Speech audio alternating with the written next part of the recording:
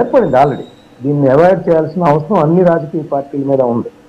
ఇక ఇప్పుడు చూస్తే వైఎస్ఆర్సీపీ ఈ రప్ప అనేది ఎక్కడ వచ్చిందంటే, మొట్టమొదటిగా చెప్పాలంటే జగన్మోహన్ రెడ్డి గారు పల్నాడులో వాళ్ళ పార్టీకి సంబంధించిన ఒక విగ్రహాన్ని, ఒక నాయకుడి విగ్రహాన్ని ఆవిష్కరించడానికి వెళ్ళినప్పుడు పల్నాడు జిల్లా రెండపాళ్ళలో ఒక కార్యకర్త, ఇద్దరు ముగ్గురు అనుకుంటా బహుశా, అక్కడ ఏంటంటే 2029లో మేము అధికారంలోకి వస్తే రప్ప అని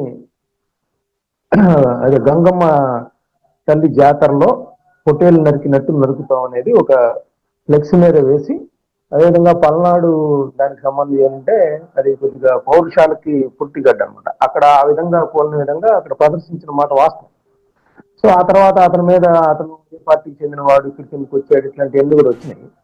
బట్ ఆ తర్వాత దాన్ని కొనసాగింపు ఏమైందంటే, జగన్మోహన్ రెడ్డి గారు ప్రెస్ మీట్ పెట్టే క్రమంలో ఆ సంఘటన జరిగిన తర్వాత ప్రెస్ మీట్ పెడితే ఆయన ఏమన్నారు, ఇట్లా విలేకరులు ప్రశ్నిస్తే దానిలో తప్పేం ఉంది, అది పుష్ప సినిమాలో డైలాగ్ కదా, ఆ డైలాగ్ ని వాడితే తప్పేం ఉంది అన్నారు. అంటే అది కొద్దిగా వాళ్ళకి ఇన్స్పైర్ కలిగించిన విధంగా ఉంది. అది మాస్ డైలాగ్ గా జనాల్లో చుట్టుకుపోతుంది కాబట్టి అనేది ఆయన అనుకున్నారు. కానీ అది ఒక హింసాత్మక ధోరణిని పెంపొందించేదిగా ఉంటుంది.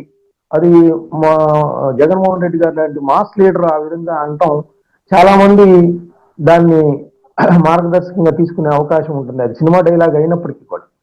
ఎందుకంటే ఇప్పుడు పవన్ కళ్యాణ్ గారు చెయ్యి ఇట్లా ఇట్లా అంటుంటారు, దాన్ని చాలా మంది తీసుకుంటా ఉంటారు, చిన్నపిల్లల దగ్గర నుంచి కూడా. అట్లాగా అంటే ఒక మాస్ లీడర్ ఒక మేనరిజం ప్రదర్శిస్తే లేదా ఒక దాన్ని సపోర్ట్ చేస్తే దాన్ని ఎక్కువ మంది అనుసరిస్తూ ఉంటారు.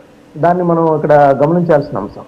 సో ఆ తర్వాత నుంచి ఏమైందంటే, అది ఇక వాళ్ళ వైఎస్ఆర్సీపీ కంట్రోల్ తప్పిపోయింది. ఎక్కడ జగన్ గారి పర్యటన జరిగినా కూడా ఈ తరహా ఫ్లెక్సీలు కానీ లేదా బ్యానర్లు కానీ ప్రదర్శిస్తా వస్తా ఉన్నారు. అయితే దీనికి గతంలో కూడా చెప్పాలి, గతంలో వైఎస్ఆర్సీపీ సిద్ధం సభలు పెట్టినప్పుడు ఉత్తరాంధ్రలో అనుకుంటా, ఉత్తరాంధ్రలో పెట్టినప్పుడు ఏమైందంటే ఐపాక్ వాళ్ళు ఒక అడ్వైజ్ చేశారు. ఏంటంటే అది పవన్ కళ్యాణ్ గారు అదేవిధంగా చంద్రబాబు నాయుడు గారి ఒక బెలూన్ బొమ్మల్ని పెట్టి కార్యకర్తలతో చూడొచ్చు. మన పక్కన విజువల్స్ లో కూడా పక్కన ప్లే అవుతున్నాయి మస్తన్ గారు.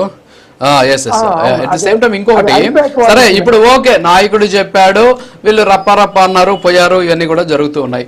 ఇప్పుడు మరి వాళ్ళ పరిస్థితి ఏంటి?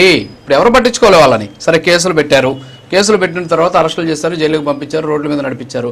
మరి వాళ్ళ కెరీర్ ఏంటి, వాళ్ళ భవిష్యత్తు ఏంటి, వాళ్ళని ఎవరు పట్టించుకోవాలి ఏంటి? ఒక అనలిస్ట్గా ఏమంటారు మరి మీరు?